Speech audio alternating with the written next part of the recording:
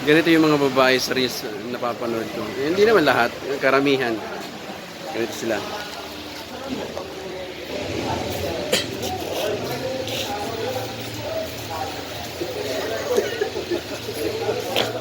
Oh my God!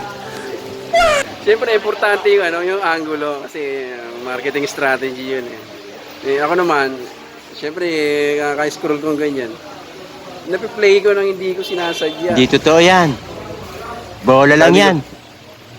yari na naman, dagdag na naman sa views nila.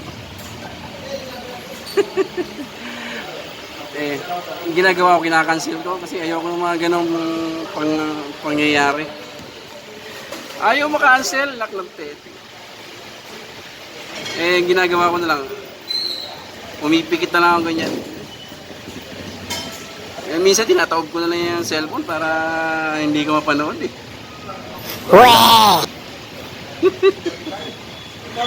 Talo tayo sa mga babae.